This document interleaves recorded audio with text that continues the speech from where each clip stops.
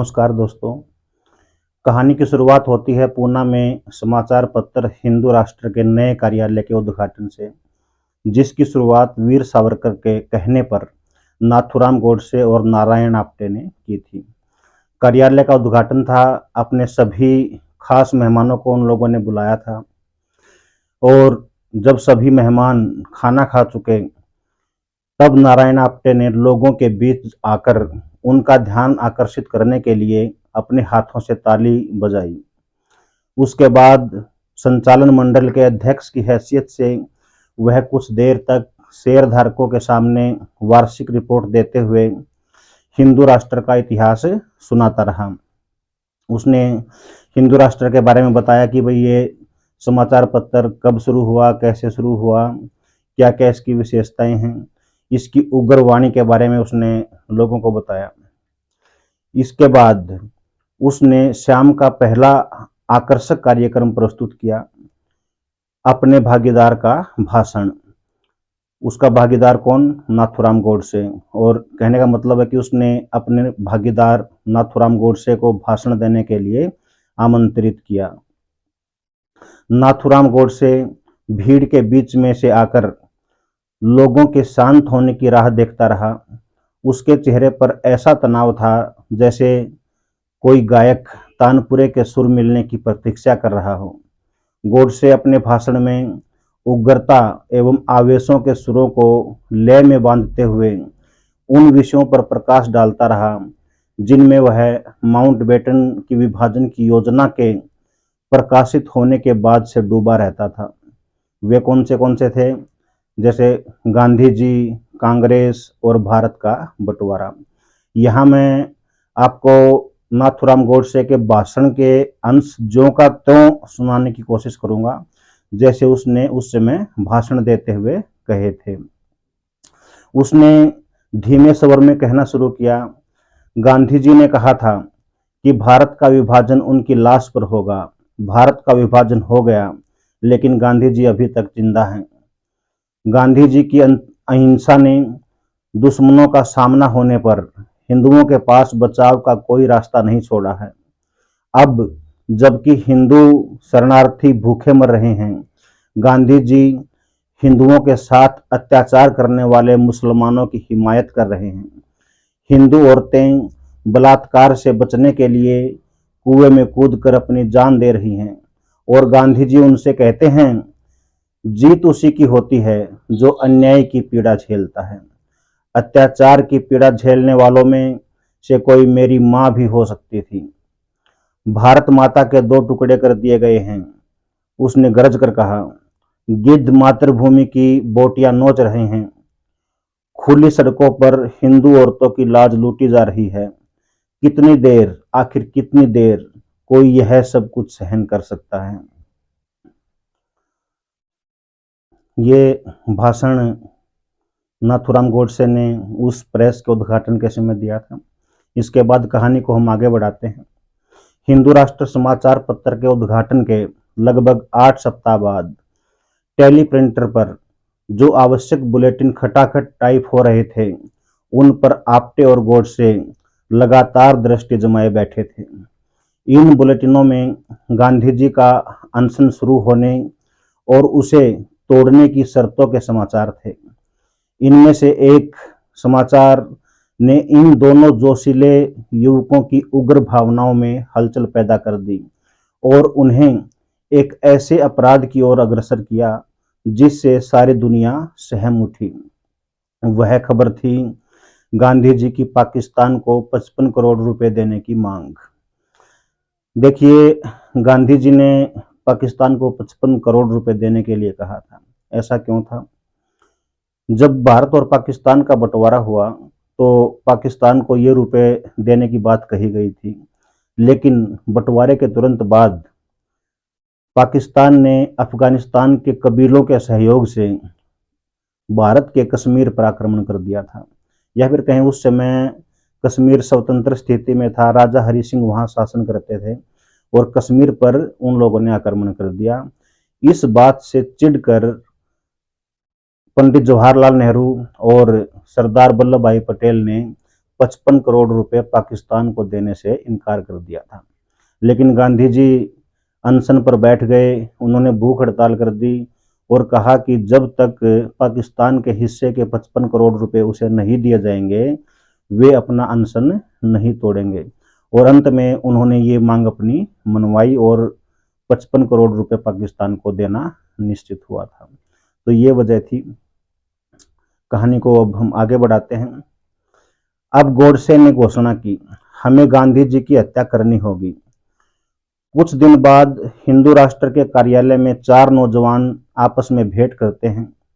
गोडसे के बगल में उसका साझेदार आप्टे बैठा था। उसके सामने विष्णु करकरे और मदन लाल पाहवा बैठे थे। गोडसे ने उनके सामने भारतीय राजनीतिक घटनाक्रम प्रस्तुत किया। फिर कुछ देर बाद उसने प्रतिज्ञा लेकर कहा, हमें ही कुछ करना होगा, हमें गांधी जी को रोकना होगा। बाकी तीनों ने भी उसकी बात का समर्थन किया। देखिए यहाँ पर कुछ नाम आपके सामने आ रहे हैं, जैसे नारायण आप्टे, उसके बाद मदन लाल पाहवा, विष्णु करकरे, आगे भी ऐसे ही कुछ नाम आएंगे जैसे दिगंबर बड़गे वगैरह। तो अगर आप जानना चाहते हैं कि ये लोग कौन थे, तो इसके ऊपर हम लोगों ने एक वीडियो बनाई है, आप उसको देख सकते हैं चैनल पर जाकर, या फिर मैं डिस्क्रिप्शन में उसका लिंक दे दूंगा, वहाँ से भी आप देख सकते हैं और इन सब के बारे में जान सकते हैं। ठीक है, तो आगे बात को बढ़ाते हैं। हिंदू राष्ट्र के कार्यालय से उठकर वे चारों हथियार बेचने वाले उस व्यक्ति के यहाँ गए जो बंबई में साधु के भेष में रहता था। वह व्यक्ति कौन था? वह था दिगंबर बड़गे। उन्होंने वहां से कुछ हथगोले, कुछ फलीते और थोड़ा सा बारूद खरीद लिया। आप्टे ने उन सब को 14 जनवरी को बुधवार की शाम अंधेरा होने के बाद बंबई में हिंदू महासभा के दादर वाले कार्यालय में मिलने के लिए कहा और इसके बाद वे चुपके चुपके रात के अंधेरे में इधर उधर चले गए, यानी कि वहां से वो लोग गायब हो गए और उन्होंने अपने मिलने की एक जगह निश्चित कर ली थी कि चारों को कब और कहाँ मिलना है। उन लोगों ने दिगंबर बड़गे, जिससे उन्होंने हथियार खरीदे थे, उसे भी लालच देकर के अपने साथ मिला लिया। गोडसे और आप्टे मदन लाल पाहवा व बड़गे को लेकर वीर सावरकर से मिलने के लिए गए। सावरकर पाहवा व बड़गे को देखकर मुस्कुरा दिए और कहा, बस ठीक इसी तरह से काम करते रहो। अगले दिन सुबह 7:20 पर, जिस समय गांधी जी अपनी डॉक्टर को उसके विज्ञान की कमियों के बारे में प्रवचन सुना रहे थे, नारायण आप्टे बंबई में एयर इंडिया के कार्यालय में पहुंचा। उसने 17 जनवरी के लिए बंबई से दिल्ली जाने वाले विमान पर श्री D.N. कर्माकर और श्री S. मराठे के नाम से 2 टिकट बनवाए। जिस अधिकारी से उन्होंने टिकट बनवाने के लिए कहा था, उस अधिकारी ने पूछा कि क्या आपके वापस आने का टिकट भी बनवा दूं? तब उन्होंने हंसकर कहा कि अभी हमारा वापस आने का कोई इरादा नहीं है, शायद हम वापस ना ही आएं। ऐसा कह करके उन्होंने एक तरफ का ही टिकट बनवाया था।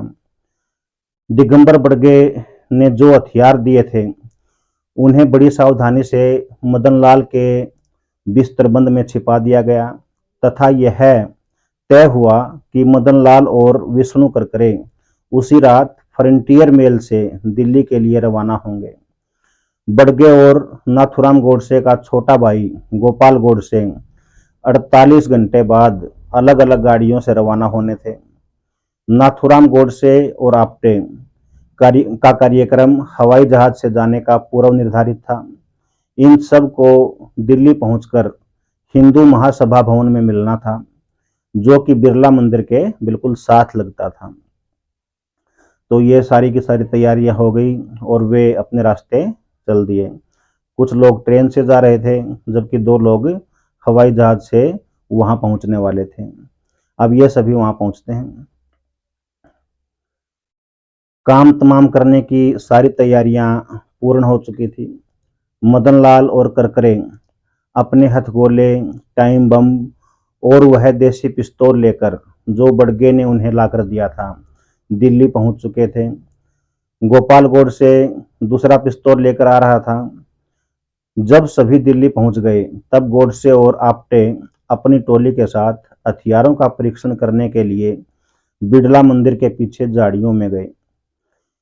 पहले गोपाल गोडसे की पिस्तौल, जो उसने 200 रुपये में खरीदी थी, उसका परीक्षण किया गया। एक पेड़ को निशाना बनाया गया और 25 मीटर की दूरी से उस पर निशाना साधा गया। लेकिन जब निशाना साधा गया तो गोपाल गोडसे की पिस्तौल चली ही नहीं। बार बार खटका दबाया गया लेकिन वो पिस्तौल नहीं चली। इस बात से निराश होकर के नाथूराम गोडसे ने बड़गे को इशारा किया और बड़गे ने अपना देसी पिस्तौल निकाला। अब उस देसी पिस्तौल से निशाना लगाया गया। निशाना लगा करके जब गोली दागी गई, गोली तो चली लेकिन वह निर्धारित पेड़ तक नहीं पहुंच पाई। और इसके बाद 3 बार और गोलियां दागी गई लेकिन एक बार भी निशाना नहीं लगा। यह सब देख करके नाथूराम गोडसे बहुत निराश हो गया। इतनी अच्छी योजना उसने बनाई थी और सारा का सारा सामान, सभी व्यक्ति दिल्ली पहुंच चुके थे और अंतिम समय में उन पिस्तौलों ने उन्हें धोखा दे दिया था और उसे लगा कि अब यह कार्यक्रम हमारा सफल नहीं हो पाएगा। देखिए, ये वीडियो ज़्यादा लंबी हो जाएगी तो इसलिए इसको हम 2 पार्ट में बनाएंगे। आगे वो दोबारा किस प्रकार से योजना बनाते हैं और कैसे गांधी जी की हत्या करने में सफल होते हैं, ये सब हम देखेंगे अगली वीडियो में। अगर आपको वीडियो अच्छा लगा हो तो चैनल को सब्सक्राइब कर लीजिएगा, घंटे का बटन दबा दीजिए ताकि आगे आने वाली वीडियो सबसे पहले आप तक पहुंच सके। धन्यवाद।